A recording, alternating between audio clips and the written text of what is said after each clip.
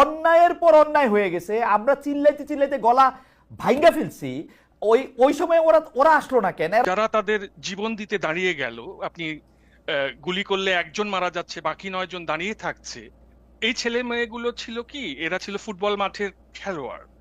আর গ্যালারিতে যারা ছিলেন তারা হঠাৎ 6 আগস্ট সকাল থেকে এসে ইতিহাস রচনা করতে শুরু করলেন, এবং সেখানে কার কতটুকু স্টেক ছিল সেটা কাঁটা চামচ দিয়ে কেটে কেটে নিতে শুরু করলেন।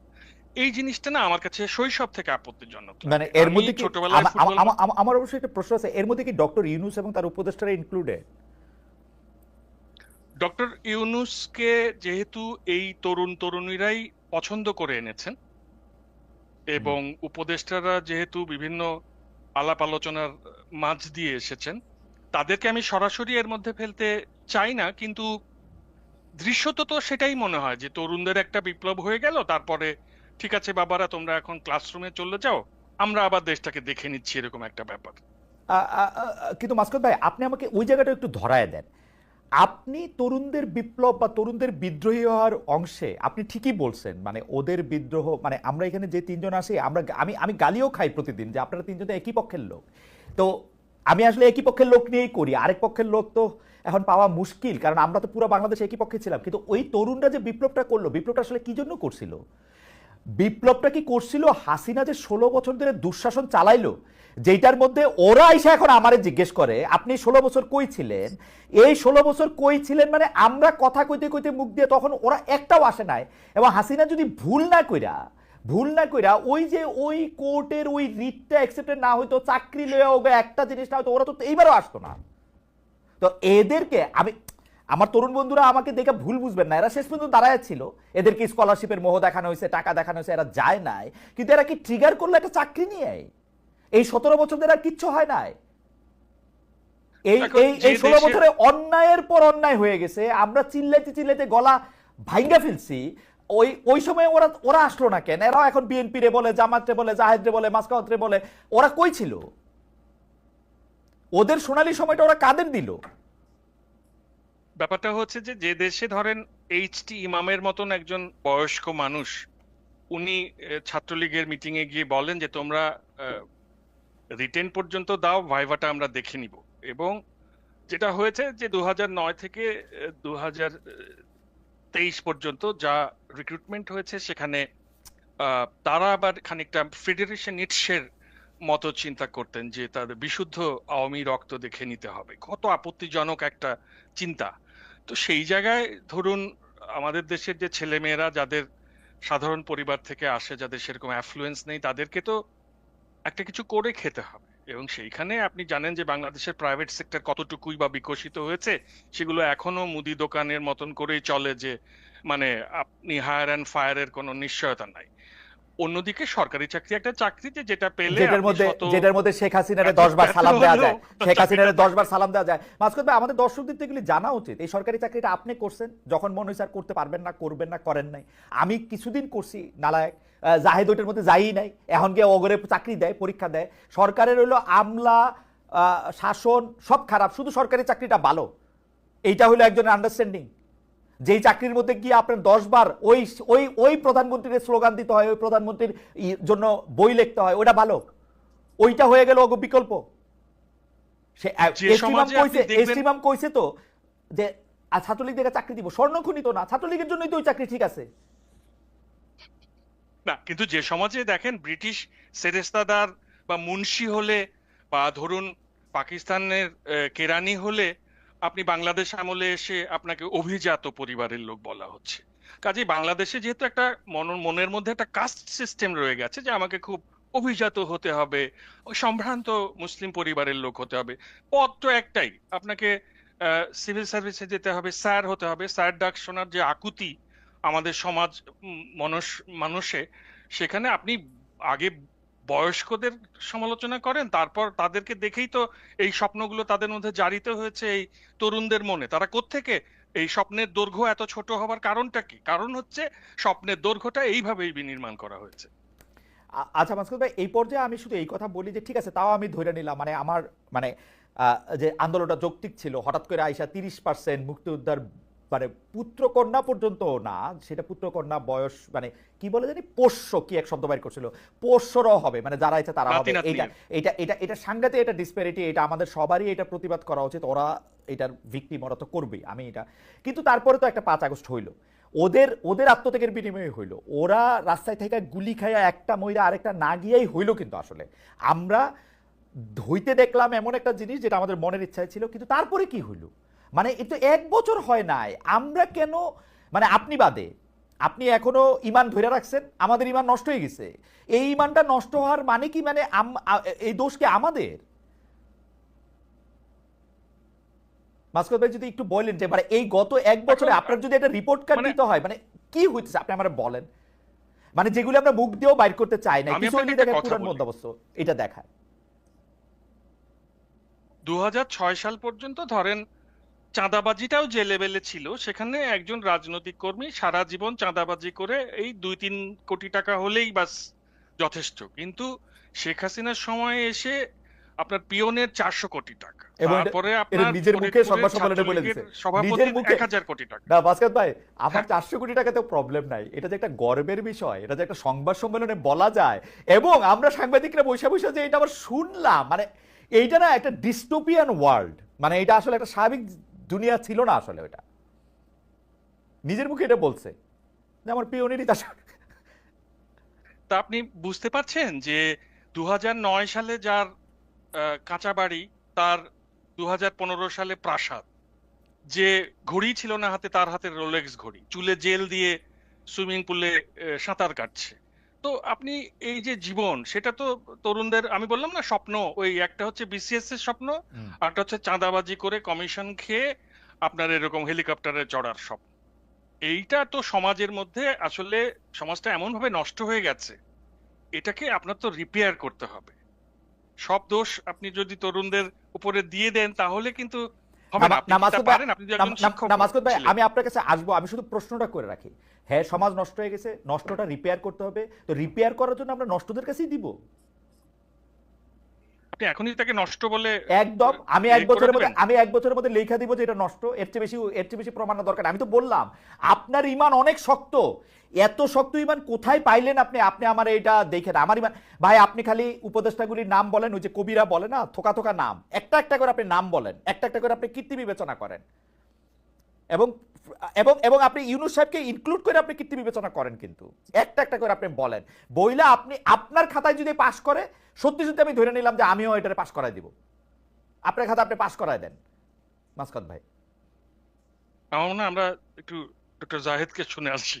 আচ্ছা আচ্ছা, আমরা একটু ডক্টর জাহিদকে শুনি। জি ডক্টর জাহিদকে আমি একই প্রশ্ন, একই আলোচনার জায়গায় যাইতে চাই। আমি এরপরে যে শুধু লিখিত প্রশ্নগুলি করব, এই আলোচনাগুলি এখন আপনি করেন জাহিদ ভাই। ধন্যবাদ। আমি ওই মাসকাত ভাই কয়েকটা ইস্যু নিয়ে কথা বলেছি। মুভমেন্টের পেছনে যদি ব্রেইন থাকে একজন, তার মানে ইট ওয়াজ আ প্ল্যান মুভমেন্ট। এই প্ল্যান মুভমেন্ট এটাও একটা খুবই ভয়ঙ্কর ইন্টারপ্রিটেশন। আমাদের এই দেশ সম্পর্কে ডক্টর ইউনূসের আসলে খুব ধারণা নেই। আই এম সরি এভাবে বলার জন্য। শেষ মুহূর্তে ওনাকে যদি শেখ হাসিনা খুবই হয়রানি না করতেন, উনি গ্লোবাল পার্সোনালিটি, উনি সারা দেশ দেশ বিদেশ ঘুরে বেরিয়েছেন, বিভিন্ন গুরুত্বপূর্ণ জায়গায় গেছেন, কিন্তু ওনার উচিত ছিল এই খবরগুলো নেয়া। ওনাকে কেউ ফিড করেছে, ফর গড সেক, এবং কে ফিড করেছে সেটাও বলতে পারি, it's a public document. Press secretary উনি 8 অগস্ট মাহফুজ আলমের সাথে একটা ছবি দিয়ে clearly brain behind the movement কথাটা লিখেছেন, এবং কিভাবে মাহফুজ আলম একা এই জিনিসটা অর্গানাইজ করেছে, ওই স্ট্যাটাসটা এখনো আসছে, আশা করি যে কেউ দেখতে পারেন। সো এই ঘটনাগুলো ঘটেছে, এবং এই ঘটনাগুলো ঘটাটা আসলে প্রবলেম তৈরি করেছে, এবং উনি নিশ্চিতভাবেই একজন কিভাবে কৃতিত্ব দিলেন এই মুভমেন্টে, কিভাবে হলো, কিভাবে একটা চাকরির জন্য মুভমেন্ট এই জায়গায় এসে ঠেকলো, ওনার এগুলো জেনে শুনে সবকিছু তথ্য নিয়ে আসলে বলা উচিত ছিল, এবং উনি যখন ওই জায়গায় দাঁড়িয়ে কথাটা বলেন, এটা সংকট তৈরি করে। নাম্বার 2 হচ্ছে তাদের উপরে যে এক্সপেকটেশনের কথা। খালেদ ভাই প্রশ্ন করেছিলাম, ওদের সোনালী সময়টা কাকে দিল। আচ্ছা, আমি ওই বিসিএস পরীক্ষা প্রসঙ্গে বলি, এটা নিয়েও প্রচুর শোরগোল হচ্ছে, আমি কেন ওখানে গেছি ইত্যাদি ইত্যাদি। যাই হোক, আমার এক্সপেরিয়েন্সের কথা যদি বলি, এটা যে কেউ জানেন, আমি এই এক্সপেরিয়েন্সের কথা বলার সূত্রেই ওই তথ্যটা দিয়েছিলাম। সবার চয়েস একদম ইনভেরিয়েবলি, 1 হচ্ছে প্রশাসন, 2 হচ্ছে পুলিশ, আর 5% হবে না, 1-2% হবে ফরেন ক্যাডার ফার্স্ট। আচ্ছা, আমরা খেয়াল করি, আমি এই দুটো ক্যাডারকে আবার বিসিএস এর সব চাকরি থেকে আলাদা করতে চাই, কারণ এই দুটো ক্যাডারই শেখ হাসিনাকে অবৈধভাবে ক্ষমতায় রেখেছিল। খেয়াল করুন, প্রশাসন আমি তার মানে তারা এমন একটা চাকরির পার্ট হতে চেয়েছে যে রিটার্নিং অফিসার বা অ্যাসিস্ট্যান্ট রিটার্নিং অফিসার হিসাবে রাতের ভোট করেছিল শেখ হাসিনার জন্য, যে শেখ হাসিনার হয়ে পিটিয়ে গুম করে খুন করে শেখ হাসিনা ক্ষমতায় রেখেছে পুলিশ ক্যাডারে। আমি একদিন একটা টিভি টক শোতে আমার সাথে এবি পার্টির ফুয়াদ ভাই ছিলেন, সাথে হান্নান ছিলেন। তো আমি হান্নানকে এভাবে বলছিলাম ওই শোতেই অন রেকর্ড, যে হান্নান যদি বিসিএস এর পুলিশ হতো, যদি চাকরি হয়ে পল্টনের ওই থানায় যদি তার পোস্টিং থাকতো, হান্নান যদি রাস্তায় থাকতো, সেদিন ফুয়াদ ভাই যদি ওখানে একটা রাজনৈতিক কর্মসূচি আসতো এবং নির্দেশ থাকতো যে এই মিছিল এই সমাবেশ ছত্রভঙ্গ করো, হান্নান ফুয়াদ ভাইকে পেটাতেন রাস্তায়। Isn't it? এটাই তো ওর চাকরি। তার মানে আমাদের তরুণরা শেখ হাসিনাকে সার্ভ করার চাকরি, এবং যে দুটো চাকরি, অন্য ক্যাডার গুলো ঠিক অতটা সরাসরি সরকারকে ক্ষমতায় রাখার সাথে জড়িত না, যে দুটো ক্যাডার তার সরাসরি ক্ষমতায় রাখার সাথে জড়িত, তারা ও দুটোতে যেতে। কিন্তু ডক্টর রহমান, আমি মানে আলোচনাটার ইয়ার জন্য, আপনার মনে হয় না যে ওরা বিএনপি মডেলটা নিছে? 2018 সালের যে ইলেকশনের মধ্যে যে ইলেকশনটা খারাপ হইছে, এই খারাপ কথাটা আমরা বিএনপি নিতে কোয়াইতে আমার মনে আছে যে আমার জীবন বেড়ে গেছে। তারা 36 ঘন্টা পরে না কতদিন পরে গিয়া তারা প্রেস কনফারেন্স করছে, তারপরে নিজেরাকে জয়েন করছে, টু মাই আটার সারপ্রাইজ। আমি যখন তাদের জানতে চেয়েছি যে তারা আপনারা গিয়ে জয়েন করলেন কেন, আমরা ভিতরে গিয়েও শেখ হাসিনার বদনাম করতে চাই, সেজন্য আমরা এটা করছি। তো হান্নান মাসুদরাও তো ভিতরে গিয়া না পিটায়, আপনি কেমনে জানেন, ওরা তো বিএনপি মডেলও নিতে পারে, না পিটায় শেখ হাসিনারে ভয় দেখাইতে পারতো যে আমরা এসেছি, এখন তোমাদের এখন সাবধান হতে হবে। আপনার প্রথম যে বিএনপির কথা বলেন, আমি নিজেও খুব অবাক হয়েছি। বিএনপি তার ইতিহাসে যতগুলো ডিজাস্টারাস ডিসিশন নিয়েছে তার মধ্যে এটা অবশ্যই একটা। কিন্তু যেটা হয়, একটা এমপি একজন ইন্ডিপেন্ডেন্ট মানুষ, একটা সরকারি চাকরি যখন কেউ করতে যায় তাকে আসলে ওই অর্ডার গুলো পালন করতে হয়। ধরে নিলাম চাকরি করতে করতে কোনো এক সময় তারা ইউএনও হলেন, আফটার সাম ইয়ার্স তারা মানে অ্যাসিস্ট্যান্ট রিটার্নিং অফিসার হবেন, শেখ হাসিনা আবারও চুরি করবেন, তার পক্ষে তো সম্ভব ছিল। ডক্টর রহমান, তাহলে আপনি আমার এতজন বন্ধুরে চাকরির থেকে বাদ দিলেন কেন? এতজন বন্ধুর বিরুদ্ধে মামলা দিলেন কেন? এতজন বন্ধুরে কেন আপনি বাইর করলেন যে এরা ডিসি থাকা অবস্থায় এই বদমাইশিগুলি করছে? আমি শেখ হাসিনা কইলে কোন ডিসির কোন মাথা যে সে কিছু একটা আমি আমি আমি বের করলাম, কারণ হচ্ছে এটা আপনি আমার থেকে অনেক ভালো জানেন, সেটা হচ্ছে ওনারা প্রজাতন্ত্রের কর্মচারী, ওনারা শেখ হাসিনার ক্যাডার না, এবং বেআইনি কোনো কিছু করার জন্য তার রেসপন্সিবিলিটি শুধুমাত্র তার। আমি একটা জিনিস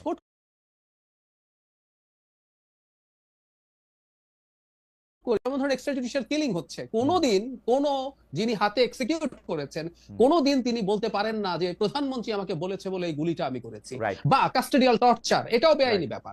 এটার দায় তাকে এককভাবে নিতে হবে, আমরা তাকে এই কারণেই শাস্তিগুলো দিচ্ছি। তো আমি যে কথাটা বলছিলাম খালেদ ভাই, আপনি যে আশাহত যতটা হয়েছেন, আমি আসলে এতটা আশাহত হই নাই। আমার ইমান আসলে আগেই ছিল। আপনি ইমান রাখছিলেন, মাসকাত ভাই ইমান ধরে রাখছেন, আমার ইমান আগেই ছিল না। আমি যে তরুণরা এই রকম জায়গা থেকে উঠে এসছে, এবং আমি একমত মাসকাত ভাইয়ের সাথে একেবারেই, এই রকম পচে যাওয়া একটা সোসাইটি যেটা সোশ্যাল অ্যাকসেপ্টেন্স আছে, আমি কথাটা ইদানিং রিপিটেডলি বলছি, এখন এই করাপশন, এই রকম দুর্বৃত্তায়ন আমাদের কালচারের পার্ট হয়ে গেছে। খেয়াল করুন, আমরা কি এই প্রশ্ন এই দেশে করি? আপনি অনেকদিন দেশে আসেন না, মাসকাত ভাইও আসেন না, কিন্তু আপনি নিশ্চয়ই খবর রাখেন, আমাদের সমাজে কি কোনোদিন আমরা এই প্রশ্ন করি, একটা ছেলে বিসিএস চাকরি পেলো বা সরকারি 3rd 4th ক্লাস গ্রেডের চাকরিও যখন পায়, রাতারাতি তার একটা গাড়ি হয়ে যায়, রাতারাতি তার একটা ফ্ল্যাট হয়ে যায়?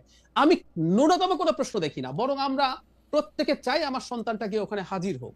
সো এই যখন অবস্থা, সেই তরুণদের সামনে যখন, আমি আবারও বলছি সব তরুণ করাপ্ট হবে না আমি তাই মনে করি না, এটা একটা উল্লেখযোগ্য অংশ হবেই নি, স্ট্যাটিস্টিক্যাল যে প্রবাবিলিটি আছে সেটা তাদের ক্ষেত্রেও প্রযোজ্য, কোনো সন্দেহ নাই। তো সেই তরুণের সামনে যখন এরকম অবারিত সুযোগ আসে, it's the same thing. BCS চাকরি হয়ে আপনি ঘুষ খান আর চাঁদাবাজি করেন, এর মধ্যে আলাদা কিছু নাই, বরং কম বয়সে তারা আরো অনেক, মানে 1-2 কোটি খাওয়ার জন্য তো বিসিএস এর যে জায়গায় যেতে হতো, কম বয়সে তারা সেটা দেখে ফেলছে। তো এটা করবেন তো ডক্টর রহমান, আমি শুধু বোঝার জন্য, যেহেতু আপনি এগুলি কাছে থেকে বিশ্লেষণ করেন, আমি দেশে সর্বশেষ গিয়েছিলাম 2024-এর ইলেকশনটা যখন হয়েছে, তো সুতরাং আমিও একটু আমার কাছে কিন্তু পরে মনে হয়েছে যে এই কথাটা হয়তো ঠিক। তারা যে আন্দোলনটা করতেছে সেটা একটা চাকরিকে ঘিরা না, 2019 সালের পর থেকে তারা সংগঠিত হইতেছে, সেটা যদি চাকরি হোক, নিরাপদ সড়ক চেয়ে আন্দোলন হোক, এমনকি আমার ঝাড়ু দেওয়ার অধিকারও হোক, এরকম একটা কিছুকেও যদি তারা জাতীয় আন্দোলনে পরিণত করতে পারে, তারা আসলে আলটিমেটলি আন্দোলনটা করতেছিল শেখ হাসিনাকে ফেলে দেয়ারই।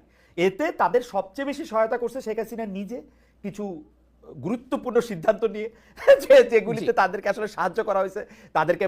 তো আপনার কাছে কি এইটা এরকম মনে হয় না যে আসলে চাকরিটা না, তারা আসলে সংগঠিত হইতেছিল একটা কমন কজকে ঘিরা, যেটাতে তারা আসলে শেখ হাসিনাকে ধাক্কা দিতে পারে?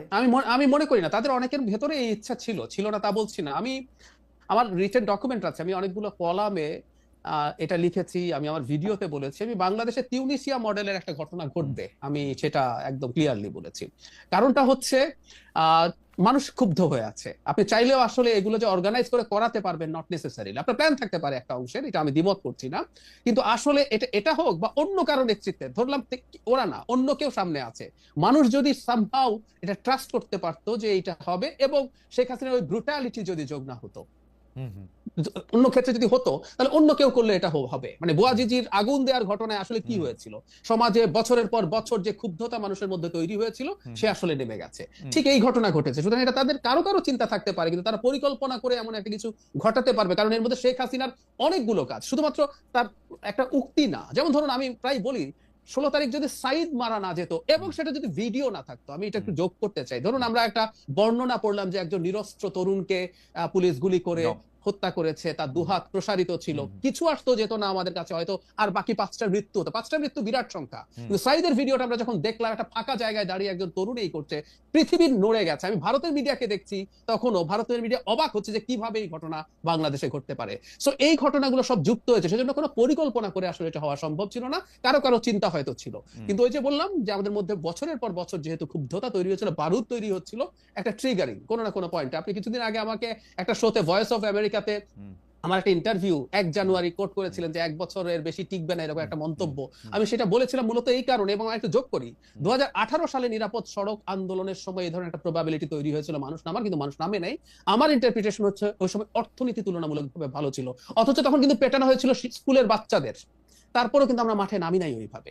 কিন্তু পরবর্তীতে 24-এ এসে আমাদের সব সমস্যা তো থাকলোই, কিন্তু ফাইনালি যেটা হয় ইকোনমিক ক্রাইসিস, একটা মা যখন তার বাচ্চা ডিম অর্ধেক করে ফেলে একটার জায়গায়, একটা মানুষ যখন মাছের কাঁটা কিনে খায়, একটা মানুষ 3 ঘন্টা দাঁড়ানোর পর যখন টিসিবি ট্রাকের পণ্য 2 ঘন্টার পর দেয়া যায় শেষ হয়ে গেছে, এই ক্ষুব্ধতাগুলো যুক্ত হতে থাকে। সো 24-এর এইটা কোনো না কোনো একটা পয়েন্টে কোনো না কোনো একটা ইস্যু দিয়ে বেরোতো।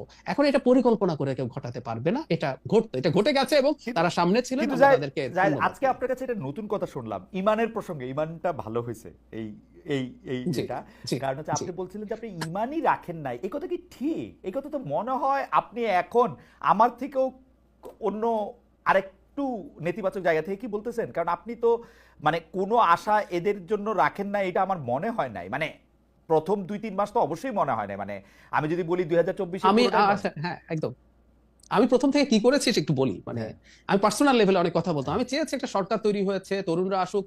মানে আমার কোনো একটা ভিডিওতে বলা আছে এরকম যে আমি খুব চাই, বা একটা কলাম আছে, এনসিপি যেদিন প্রথম তৈরি হয়েছে সেদিন আমি লিখেছি বা বলেছিও যে একজন বিশ্লেষক হিসেবে যদি দেখি এই দলটার কোনো ভবিষ্যৎ আমি দেখি না, আমি বলেছি।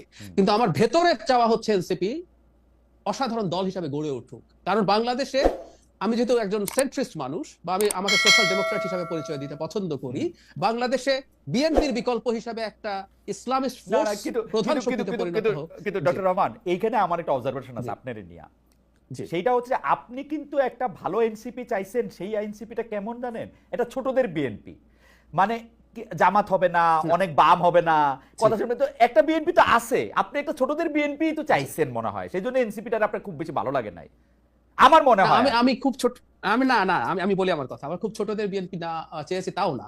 এখন এখানে আমার পলিটিক্যাল আইডিওলজির কথা বলি, ইন্টারেস্টিং ডিবেট এটা। 5th অগস্টের পরে একটা জিনিস হচ্ছিল যেটা নিয়ে আমি সমানে অ্যালার্মিং দিয়ে গেছি, সেটা হলো আমরা আইডিওলজিক্যাল ডিবেটে অনেক ঢুকে গেছি। আমি এই কথা রিপিটেডলি বলেছি, যখন আমরা আইডিওলজিক্যাল লাইনে আমাদের পলিটিক্সকে সাজাবো, এটা জনগণের জন্য ক্ষতি এবং বিএনপির জন্য সুবিধা। আমি বিএনপির লোকজনকে সামনাসামনি এই কথা বলি, তখন হয় কি আমাদের ওয়েলফেয়ারের আলোচনা কমে যায়, আমরা জনগণের জন্য কি করব, আমাদের গভর্নেন্সের আলোচনা চলে যায়। বিএনপির বিশ্বাস করেন আগামী নির্বাচনে যদি একটা রাইটিস্ট ফোর্স দাঁড়ায় তার সাথে কম্বাইন্ডলি, তখন দেখা যাবে আসলে বিএনপি জাস্ট ওই পয়েন্টেই একটা বিরাট অংশের ভোট পেয়ে যাবে। যদি রাইটিস্ট আসছে তাকে ঠেকাও, পরবর্তী নির্বাচনেও যদি বিএনপি গুড গভর্নেন্স না দেয়, করাপশন করে, ভালো নির্বাচনের কথাই বলছি, মানুষ মনে করবে বিএনপিকে ভোট দাও। আমার মনে হয়েছিল ইডিওলজিক্যাল ডিবেট গুলো সরিয়ে রেখে, যেমন মধ্যপন্থা সেন্ট্রিস্ট পলিটিক্স তো একটা স্পেকট্রাম, কেউ যদি সেন্টার লেফট হয়, কেউ সেন্টার রাইট হোক, বা কেউ লিবারেল হোক, সেটাও একটা স্পেকট্রাম, সবাইকে আবার হুবহু একই হইতে হবে তা তো না। না কিন্তু ডক্টর জাহেদ, এটা একটা ইন্টারেস্টিং, মানে আপনি আপনার একটু খেয়াল করেন, আজকে না হইলো 5 বছর পরে খেয়ালটা কিরকম, আপনি যেরকম একটা রাজনীতি, একটা রাজনৈতিক ব্যবস্থা বা যেরকম একটা সরকার দল আপনি চিন্তা করতেছেন, হয় না সব রাস্তায় রোমের দিকে যায়, আপনার সব যুক্তি কেন জানি মানে বিএনপির দিকেই যাইতেছে। মানে বিএনপি যেরকম, মানে এইটা এই যে মাসকাত ভাই হাসতেছেন, হাইসা জাহেদ ওইটা হাসছে, কিন্তু কিন্তু আপনি খেয়াল করে দেখেন, আপনি ডক্টর জাহেদ রহমান আর জনাব তারেক রহমান হওয়ার কথা ছিল না, এটা হওয়ার কথা ছিল যে ডক্টর জাহেদ রহমান যে চাপটা আসলে সরকারের উপরে রাখতেছেন, আমি সক্রেটিসের কথা ধার করে কইতে চাই যে সে ডাস পোকার মতো, বা সক্রেটিসের কথা বলে অন্য তার ছাত্ররা যে কথা বলছে সেইটা না হইয়া বরং এটা যেন বিএনপিরই একটা বিনির্মাণ করতেছে, এটা আমার মনে হয় এবং অনেকের মনে হয়। অনেকের আরো কি মনে হয় জানেন ডক্টর জাহেদ? অনেকের মনে হয় জি, আরো জি। মনে হয় হচ্ছে ডক্টর জাহেদ, আপনি যে এখন বিসিএস ভাইবা নিতেছেন, আপনিও কোনো না কোনো ভাবে একটা লোক যথেষ্ট পরিমাণে বিএনপি কিনা, মানে সেটা কিন্তু বিএনপি না, আপনার মনে কিছু না না, এটা আপনার করবেন মনে না। কিছু আপনার মনে কিছু প্যারামিটার আছে। সেই প্যারামিটারটা হচ্ছে যে আপনি কি যথেষ্ট পরিমাণ ডানপন্থী, আপনি কি মৌলবাদী, আপনি কি যথেষ্ট পরিমাণ বামপন্থী, আপনি কি আওয়ামী লীগের প্রতি সফট, এগুলি বাদ দিয়া এটা ভালো, মানে এটা হিজবুত তাহরির না, হিজবুত তাহরির না, মানে হিলফুল ফজলে চড়া ভালো ছাত্রের একটা বিএনপির খোঁজে আপনি আছেন কিনা ডক্টর জাহেদ? এটা আপনি একটু আমার একটু এক দুই কথা আচ্ছা, যদি আমি বলেন, আমার আমি একটু আমার মাসকাত ভাইয়ের কাছে যাই। না, হ্যাঁ হ্যাঁ বলবো নিশ্চয়ই। আমি একদম প্রকাশ্যে একটা কথা বলেছি, এটা নিয়েও প্রচুর ডিবেট হয়েছে। সেটা হচ্ছে, আমি এরকম একটা কথা বলেছিলাম যে এই মুহূর্তে, বাক্যটা আগে বলি, অনেক পত্রিকায় এটার ফটো কাট করে ছেড়ে দিয়েছে, আমার বিস্তারিত কথাটা সেখানে ছিল না, অনেকে পড়েননি, যে এই মুহূর্তে বিএনপি ছাড়া আমাদের কোনো গতি নাই। আমি এটা আবারও এখানে বললাম। কেন বললাম? আমরা দল করতে হবে নট নেসেসারিলি, কিন্তু আমাদের প্রত্যেকের পলিটিক্যাল ইডিওলজি আছে। আমি আমি রাজনীতিকে কেমন দেখতে চাই, বাংলাদেশের ভবিষ্যৎ কার হাতে থাকুক আমি চাই, সেটা নিয়ে আমার একটা চিন্তার জায়গা আছে। আমি যদি গ্রোসলি এটুকু বলি সহজভাবে বোঝার জন্য, আমি যদি একজন সেন্ট্রিস্ট মানুষ মনে করি, বাংলাদেশে এই মুহূর্তে উল্টো দিকে আরেকটা রাইটিস্ট ফোর্স, আমি একদম এক্সট্রিম রাইটের কথা বলছি না, যে রাইটিস্ট ফোর্স গুলো, এটা নিয়ে আমার ডিবেট আছে, আমি সময় থাকলে বলবো, এটা নিয়ে আলাপটা করছি, যারা কনস্টিটিউশনাল পলিটিক্স করে, ধরুন আমি নাম বলছি, জামায়াতে ইসলামী, ইসলামী আন্দোলন, যারা কনস্টিটিউশনাল পলিটিক্স করে বলে দাবি করে বলছি, আমি পরের সুযোগে এটা নিয়ে কথা বলবো, যে তারা আবার শরিয়ার কথাও বলে কায়েম করবেন, কোনো মানব রচিত আইন থাকবে না বলছেন, সেটা আবার কিভাবে ফিট ইন করে, যে ডিফারেন্ট ডিবেট। কিন্তু এই আইডেন্টিটি পলিটিক্স এর বিরুদ্ধে আমার খুব স্পষ্ট অবস্থান আছে। আমি ভারতের বিজেপির বিরুদ্ধে এত কথা বলেছি, আমার ইউটিউব চ্যানেল কিন্তু ভারতে অফিসিয়ালি বন্ধ করা হয়েছে, right. Officially I got a mail. আপনি সো আমি, আমার একটা নীতিগত অবস্থানের জায়গা আছে। এমনকি আওয়ামী লীগের বাঙালি জাতীয়তাবাদ, আমি প্রথম আলোতে কলাম লিখেছি রাইট। যে আমরা বলছি যে বাঙালি জাতীয়তাবাদ দিয়ে আমরা আমাদের বিভেদ ছড়াতে পারবো, আমি বলছি স্টিল এটা একটা আইডেন্টিটি এবং এটা অন্যকে এক্সক্লুড করে। সেই কারণে আমি মনে করছি শর্ট টার্মে আমরা যারা মধ্যপন্থী মানসিকতার মানুষ, সেই কারণে আমার মনে হয় এই বিএনপি ছাড়া শর্ট টার্মে একটা অল্টারনেটিভ আমি যেরকম চাই তৈরি হওয়ার আগ পর্যন্ত this is the only option আমার মনে হয় আর কি। আপনার মধ্যপন্থা এবং বিএনপি নিয়ে, মানে এটা হয় কি, জি মানে ঠিক টেলিভিশন লাইভ আলোচনার বাদে আমরা যদি দর্শকদের উপস্থিতিতে এইটা নিয়ে আমার আপনার স্পেসিফিক কিছু কথা বলার আছে, আপনারই শুধু না, মানে বিএনপি মধ্যপন্থা দল কিনা, বিএনপি আসলে বাংলাদেশকে কোথায় নিয়ে যাবে, একটা মধ্যপন্থা দলের বাংলাদেশে প্রয়োজনীয়তা এবং এটা নেতৃত্ব আসলে বিএনপি দিতেছে কিনা, কেন এনসিপি এর থেকে দূরে সরতেছে, আমাদের কখনো সুযোগ হলে আমরা একটা দর্শক মানে একটা হ্যাঁ নিশ্চয়ই, আমি খুব আগ্রহী, আমি খুবই আগ্রহী। এটা নিয়ে আমার কিছু প্রশ্ন আছে। আমি একটু মাসকাত মাস্টার ভাইয়ের কাছে যেতে চাই যে একটা আইডেন্টিটি পলিটিক্সের প্রসঙ্গ আসলে ডক্টর জাহেদ তুললেন। আমাদের কথা হইলো আইডেন্টিটি পলিটিক্সের কথা আপনি বাদ দেন, আমরা যদি খালি আইডেন্টিটির জায়গায় আমরা থাকি, তাহলে আমরা কেন এই যে এনসিপিকে কখনো সাংঘাতিকভাবে আমাদের মনে হইতে থাকে যে একটা দলের পক্ষে, মানে এটা যদি জামাত ইসলামী হয় বা ইসলামী পন্থী একটা রাজনীতি হয়, সেটার দিকে তারা অনেক বেশি ঝুঁকে আসে। যদি এটা হেফাজত ইসলামী হয়, তাদের লোক ওখানে গিয়ে আসে, তারা এটা সেটা বলতেছে সবগুলি জায়গায়। আবার কখনো কখনো তাদের দলের আহ্বায়ককে আপনি চিন্তা করে দেখেন, আজকে নাহিদ ইসলামের যখন উনি ফেসবুক স্ট্যাটাসটা দিয়েছেন তখন বোধহয় খুব সকাল হয় না আমার এখানে, আমি এখন ঠিক মনে করতে পারছি না আমি কখন স্ট্যাটাসটা দেখলাম, আমার মনে হয় আমি খুব সকালেই দেখছি। আমি আমি খুবই চিন্তা করতে থাকলাম যে নাহিদের মতো বিচক্ষণ একজন রাজনীতিবিদ কেন সাদিক কায়ুম সমন্বয়ক নন, কেন শিবিরের ক্রেডিট এখানে ছিল না, এইটা এরকম ওনাকে এত বেশি করে লিখতে হচ্ছে। আপনি কি এই জায়গার আইডেন্টিটিটা আমাদের একটু বুঝাই দিবেন, মানে এনসিপিকে আসলে কি প্রমাণ করতে হইতেছে? এই জিনিস কিন্তু মাহফুজকে দিয়েও আমরা দেখছি, হাসনাত আব্দুল্লাহ সাহেবকে দিয়েও দেখছি, সার্জিস আলম সাহেবকেও দিয়ে দেখছি, মানে আপনি জানেন, মানে আমাদের দর্শকরাও জানেন, আপনি যদি একটু আমাদের বলতেন যে এই আইডেন্টিটিটা কি আসলে এনসিপি বুঝাইতে চাইতেছে দর্শকদের। আমি একটু দর্শকদের আগ্রহের জায়গা বলে রাখি, দর্শকদের মূল আগ্রহ কিন্তু এনসিপির দুর্নীতি, এনসিপির লোকজন, বিশেষ করে আসিফ মাহমুদ, সজীব ভুঁইয়ার বাবা, তারপরে হচ্ছে তারা কত টাকা চাঁদা টাদা নিল, এগুলি টেগুলি নিয়ে। কিন্তু আমি মনে করি যে এই ব্যাপারগুলি আমার জানার আগ্রহ আছে, আমার যারা দর্শক আছে তাদেরও জানার আগ্রহ আছে এনসিপির আইডেন্টিটিটা আসলে কি, বা তারা আইডেন্টিটিটা প্রমাণ করার জন্য কি কি করতেছে। ব্যাপারটা হচ্ছে যে গত বছর বৈষম্য বিরোধী আন্দোলনের সময় মোটামুটি 16 জুলাই থেকে আমি একটু ফলো করছিলাম ভারতের কয়েকটা মিডিয়াকে, তো সেখানে ওই 16 জুলাই সন্ধ্যা থেকেই দেখা গেল যে ভিনা সিক্রির মতো থিঙ্ক ট্যাঙ্করা তারা বলতে শুরু করলেন যে এটা উগ্রপন্থীদের আন্দোলন, এটা ডানপন্থীদের আন্দোলন, এটা মৌলবাদীদের আন্দোলন, এখানে অনেক জঙ্গি এবং জিহাদি ঢুকে পড়েছে। তো ওই যে একটা ন্যারেটিভ, ওই ন্যারেটিভকে আপনার মোটামুটি ভাবে আমাদের দেশের সোশ্যাল মিডিয়ায় সমর্থন করার লোকেরও অভাব ছিল না, যারা রোদ ঝড় বৃষ্টিতে শেখ হাসিনার সঙ্গে থাকতে চেয়েছেন এবং যারা ওই রকম গোলাগুলির মধ্যে, রক্তপাতের মধ্যে ঢাকা বিশ্ববিদ্যালয় ক্যাম্পাসে কৃষ্ণচূড়ার ফুল ফুটতে দেখছিলেন। তো এখন যেটা হয়েছে যে প্রথম আপনি খেয়াল করেছেন যে বিএনপিতে খুবই আধুনিক লোকজন, হ্যাঁ, আমরা ছোটবেলা থেকে দেখছি খুব ক্লিন শেভড স্মার্ট লোকজন, স্মার্ট অ্যাটায়ারের লোকজন, তারা বিএনপি করেন। কিন্তু আপনার আওয়ামী লীগের যে কালচারাল উইংটি রয়েছে, তারা বিএনপিকে প্রথম থেকে, আমার তো 90-এর গণঅভ্যুত্থানের পরে তখন যারা ক্ষমতায় এলো, আপনি দেখবেন যে খুব দ্রুততার সঙ্গে তাদেরকে একটি ডানপন্থী দল, একটি ইসলামপন্থী দল, একটি পাকিস্তানপন্থী দল এই গান শুরু করে দিল। এবং এই চোটপাটটা বিএনপির সঙ্গে তাদের চলেছে মোটামুটি ভাবে আপনার কিন্তু এই গত বছর জুলাইয়ের আন্দোলনটা শুরু হবার পর।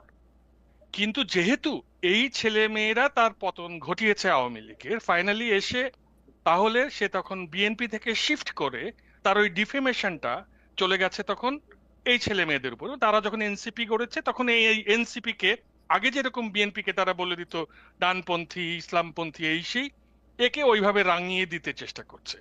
এটা আসলে জাস্ট রং না, করে আপনার দেয়া, কাছে বার্নিশ করে দেয়া। মাসুদ ভাই, আপনার কাছে মনে হচ্ছে না যে এই রং দেওয়ার ক্ষেত্রে তারা নিজেরা নিজেদেরকে হেল্প করতেছে? তাদের কথাবার্তা মুক্তিযুদ্ধ নিয়ে, তাদের কথাবার্তা চেতনা নিয়ে, আওয়ামী লীগ চেতনা বিক্রি করছে, তো তোর মুক্তিযুদ্ধের সাথে কি? আওয়ামী লীগ একটা খারাপ ব্যাপারটা কাজ হচ্ছে করছে। যে এবারে আপনি দেখেন, আপনি যে রঙের কথা কইতেছেন, যেটা আওয়ামী লীগের লোকজন দিতেছে, তারা তো নিজেরা সেই রঙে রঙিন হওয়ার জন্য তারা 3 গুণ ব্যস্ত হয়ে আছে। মানে এখন আপনি ধরুন আপনি খালি তাদের বাংলাদেশের বয়ানগুলি দেখেন, মানে আওয়ামী লীগ লাগে না তো, তারা নিজেরা না, নিজেদেরকে যে রং দিচ্ছে সেইটারে আপনি খালি দেখেন। আপনি খেয়াল করে দেখেন যে বাংলাদেশে মুক্তিযুদ্ধে 30 লাখ মানুষ মারা গেছেন, 2 হুম, থেকে 4 লাখ নারী নির্যাতিত হয়েছেন, হুম, 1 লাখ মানুষ শরণার্থী হয়েছে, যাদের মিলিটারি পৌঁছাতে পারে এরকম এলাকা থেকে আরো ভিতরে গ্রামের মধ্যে চলে গেছে মানুষ। হুম, সেইভাবে আপনি যদি দেখেন, আপনি দেখবেন যে বাংলাদেশের প্রতিটি পরিবারেই মুক্তিযুদ্ধের স্মৃতি রয়েছে। হুম, হুম। কিন্তু সেইখানে দেখা গেল যে আওয়ামী লীগ আহ, মুক্তিযুদ্ধের যারা সম্মুখ সমরে ছিল সেরকম নেতারা আপনি দেখবেন পরবর্তীতে বিএনপিতে বেশি পাবেন আপনি। অবশ্যই একটুখানি রাইট, এটা আমি বিশ্রামে বিধ্বস্ত এটা ফ্যাক্ট, লোকজন, এটা ফ্যাক্ট। লোকেরা দেখবেন যে আওয়ামী লীগে আছে, কিন্তু কি মুক্তিযুদ্ধের চেতনাটাকে তারা খুব আপন এবং গভীর করে নিল এবং এটার একটা মালিকানা তারা নিয়ে নিল। কারণ হচ্ছে এটা মালিকানা এখন আর কেউ নিল না যে। মালিকানা কে নেয়নি? আপনি বলেন তো, শৈশব থেকে কবে আপনার স্কুলে 26শে মার্চ এইটা পালিত এইটা হয়নি? আপনি বলেন তো 21শে ফেব্রুয়ারি পালিত এইটার হয়নি, মালিকানা 16ই নিলে ডিসেম্বর না, পালিত না হয়নি? মাসকাত ভাই, এটা নিয়ে আমরা লম্বা তর্ক করতে পারি, কিন্তু এটা মালিকানা নিলে হ্যাঁ, তো বিএনপির পক্ষে অনেক কিছু করা সম্ভব, কিন্তু জামায়াতে ইসলামের শীর্ষ দুইজনের জাতীয় পতাকা দিয়ে রাস্তায় নামায় দেওয়া সম্ভব না।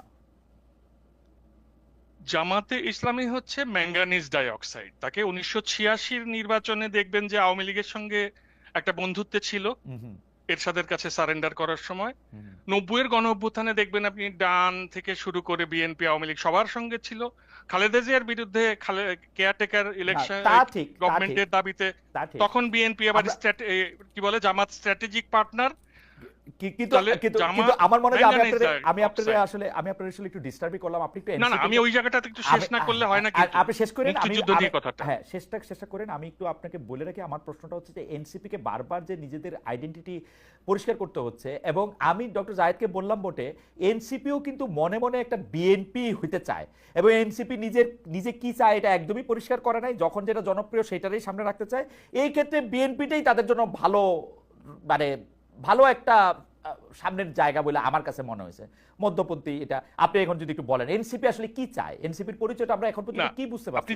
আপনি যে ডিফেম করছেন, মানে ডিফেম আপনি করছেন না, মানে অন্যরা যে করছে হুম, এনসিপি কে, যে তারা মুক্তিযুদ্ধের বিপক্ষে, তার মোটেই মুক্তিযুদ্ধের চেতনার বিপক্ষে না। যে মুক্তিযুদ্ধের চেতনা তাদের জীবনে একটা অত্যাচারের, নির্যাতনের, নিগ্রহের টুল হিসেবে এসেছে, হুম, তাদের জীবনে যে বাস্তবতাটা, আপনার আমার জীবনের বাস্তবতাটা কিন্তু সেটা এক না। হুম, ওকে আপনি চিন্তা করেন রাজাকারের নাতিপুতি বলে দিচ্ছে, এটা তো প্রধানমন্ত্রী বলেছেন। এ কথা তাদেরকে 15 বছর ধরেই শুনতে হয়েছে, শৈশব থেকেই শুনছে যে আপনি আওয়ামী লীগের সঙ্গে কোনো ব্যাপারে সহমত পোষণ না করলেই আপনি রাজাকার। হুম, তো এই তিক্ততা থেকে তারা ওই মুক্তিযুদ্ধের চেতনাকে আমরা যেভাবে ফিল করি ওভাবে করতে পারবে না, কারণ মুক্তিযুদ্ধের চেতনাকে সে দেখেছে নিগ্রহের টুল হিসেবে ব্যবহৃত হতে।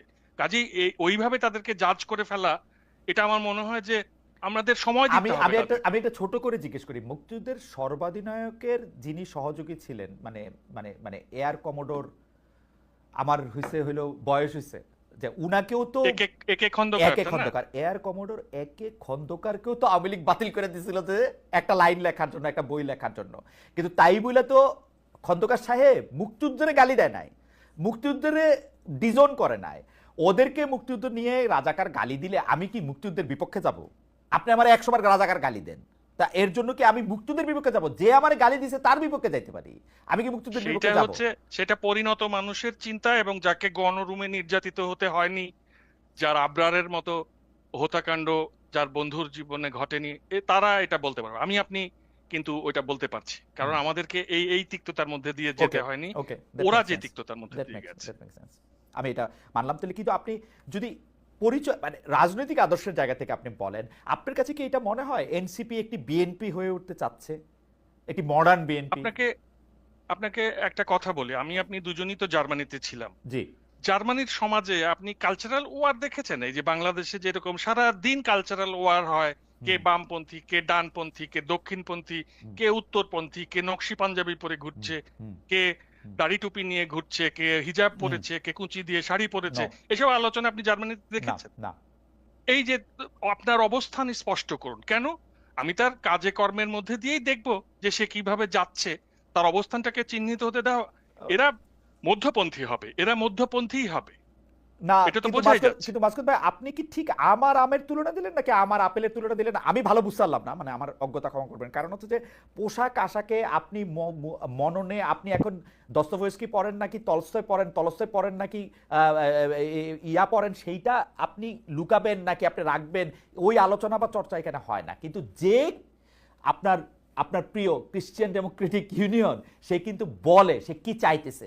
আপনি মেরকেলকে নিয়ে বহু লেখা আগেও লিখছেন, পরেও লিখছেন, এখনো হয়তো লিখবেন। ও কিন্তু ওর অবস্থান পরিষ্কার করছে, কেন সিডিইউ আইসা সে 15 বছর এখানে থাকতে পারলো, সেগুলি নিয়েও আপনার লেখা আছে। আমি শুধু জানতে চাই যে ভাই এনসিপি, আমি যদি এখন, আমি সাধারণত মানে মানে আমি যদি এখন তোমার সমর্থন দিতে চাই, তোমার ভোট দিতে চাই, তোমার সামনে আদর্শটা কি? ওরে আমি জিজ্ঞেস করলে ও এই কথাটা কইতে পারে না যে আপনি কি মনে করেন কি না রমজানে একটা লোক হোটেলে খাইতে থাকলে তারে মাইর দেওয়া উচিত নাকি তারে কি করা উচিত, এই কথাটাও কইতে পারে না যে না এটা খারাপ। ও একটা কথা কইতে পারে না যে একটা মেয়ের পোশাক, ও নাকি কমিশন কইরা মেয়ের পোশাক পরাইবো। তো ওরে আমি কি বুঝবো, মানে ও ওই কি আসলে? আবার পরে আবার অনেক প্রগতিশীল কথা বলে, মুক্তিযুদ্ধের নাকি ওরাই সবচেয়ে বেশি ধারণ করে। তো এইটা বলে, তো আমি বুঝবোটা কি? মানে আমার অনেক ইমান আমি রাখতে চাই আসলে, কিন্তু এটা আমি কি রাখবো, মানে কোথায় গিয়ে দাঁড়াবো আমি? আজকে জামাত ইসলামের গালি দেয়, পরশু কোলে নিয়ে রাখে, তরশু দিন তার পিছে হাঁটে, তারপরে দিন আবার একটা আরেকটা কথা কয়। আমি কি বুঝবোটা কি? আমার মনে হয় যে জেনজি তারা এরকমই। হ্যাঁ, তাদের আপনার ওই আমাদের সময় যেরকম একটা কাঠামোর মধ্যে একজনকে ঢোকানো যেত, এই প্রজন্মকে ওইভাবে আপনি একটা কাঠামোর মধ্যে ঢুকাতে পারবেন না। তবে সামাজিক গণতন্ত্রী হবারই ধাঁচ এদের মধ্যে আছে, এবং এদের দলে অনেক নারী সদস্য আছে যে নারী নেতৃত্বকে আমার বেশ প্রতিশ্রুতিশীল মনে হয়েছে। এবং প্রতিদিনই তো এদেরকে আপনার ওই সমাজের নানান জিজ্ঞাসার মুখোমুখি হতে হচ্ছে। এবং এরা যেহেতু আপনার ওই প্রচলিত, আমাদের সমাজের প্রচলিত প্রগতিশীলতার সংজ্ঞার সঙ্গে মিলছে না, সেই কারণে তাদেরকে প্রগতিশীলতার পৈতেটা পড়ানো যাবে, নাকি তাদেরকে আমরা না, ডানপন্থী আপনার বলে কথা তো, আদারায়ন করে দেব, অপরায়ণ করে দেব? না না, আপনার আমাদের কথা তো তো, নানান রকম আপনার কথা তো, সুপিরিটি কমপ্লেক্স আছে, এটারই আমার মনে হয় যে ওরা ভিকটিম। আমার মনে হয় যে আপনার কথা তো খুবই যৌক্তিক এবং খুব তীক্ষ্ণ। আপনি বলেছেন যে আদার আদার মানে আমরা তাকে অপরায়ণ করব কিনা, এবং একটা ক্লাসের মধ্যে এটা কোনো ঝামেলা আছে কিনা। আমাকে ওই কথাটা খুব শুনতে হয়, কিন্তু আমার কাছে মনে হয়, আমি এটা দর্শকদের কাছেও পরিষ্কার করতে চাই, যে যদি ক্লাসের কথা বলা হয়, এই এনসিপিতে যারা রাজনীতি করতেছেন বলে আমি চিনি, হান্নান, আমি তাদের সম পর্যায়ের অথবা নিম্ন পর্যায়ের, মানে মানে এলিট হওয়ার কোনো সম্ভাবনা আমার নাই, কিন্তু কোশ্চেনটা আমার তুলতেই হবে। যাই হোক, আমি ডক্টর জাহেদ রহমানের কাছে একটা আসতে চাই। ডক্টর জাহেদ, একটা হচ্ছে যে এই আইডেন্টিটির ক্ষেত্রে কিন্তু এনসিপির কিছু প্র্যাকটিক্যাল প্রবলেম আছে। একটা প্র্যাকটিক্যাল প্রবলেম হচ্ছে ওদের জন্য আমরা কোনো স্পেস রাখি নাই। দ্বিতীয় প্র্যাকটিক্যাল প্রবলেম, আমি মাসকাত ভাইয়ের সুরে মানে যদি ধরতে পারি, আমি এটা বুঝে থাকি, আমরা আসলে ওদের প্রতি একটু বেশি নিষ্ঠুর, বেশি কট্টর, এবং অনেক আগে থেকে সমালোচনা শুরু করলাম। তার ফলে যেটা হইল, ওরা আসলে যেটা ওদের ভালো দিকগুলি যেখানে আমরা ওদেরকে গাইড করতে পারতাম, যেমন ডক্টর জাহেদ, আমি মনে করি বাংলাদেশে একটা অভ্যুত্থান পরবর্তী সরকারের পরে যদি একটা রাজনৈতিক দল হয়, ডক্টর জাহেদের মতো চোখা লোকের অবশ্যই সেই দলের উপদেষ্টা হিসাবে জয়েন করা উচিত ছিল পথ দেখানোর জন্য, কিন্তু সেটা সে করে নাই। বরং আপনি একটা সেফ রুট নিলেন যেখানে হচ্ছে বিএনপি আইসা হয়তো আপনাকে মন্ত্রী বানাবে বা বিশ্ববিদ্যালয়ের উপাচার্য বানাবে, কি বানাবে আমি জানি না, কিন্তু অনেকে মনে করে যেটা বানাবে। এইটা কি ঠিক হইলো? আমরা যদি ইতিহাস এই জায়গাটার আসলে কিভাবে বিবেচনা করবে, মানে আমরা আমাদের সূর্য সন্তানদের যদি আমরা বলি 24-এর সূর্য সন্তানদের আমরা কিভাবে বিবেচনা করলাম। আমি প্রত্যেকবারই যেই কমেন্টে আমার চোখ আটকায় যায় সেই কমেন্টটা একটু পয়রা শোনাই। জনাব নাইম মিয়ার কমেন্টে আমার একটু চোখ আটকায় গেছে, ইন্টারেস্টিং কমেন্ট, এইটা বইলা আপনার কাছে আমি আসতেছি। সেটা হলো, মহিউদ্দিন ভাই, আপনাকে ভালো সাংবাদিক মনে করেছিলাম, এখন দেখি আপনিও বিএনপির দালালি শুরু করেছেন। সিরিয়াসলি জনাব নাইম? আচ্ছা, যাই হোক, ডক্টর জাহেদ আপনি যদি একটু বলেন। তাহলে বিএনপির সময় আপনারও মন্ত্রী হওয়ার একটা সম্ভাবনা দেখা যাচ্ছে। আচ্ছা আচ্ছা, হ্যাঁ, জনাব নাইম মিয়া মনে করতেছেন এটা, জনাব তারেক রহমান না। একদম একদম। জি।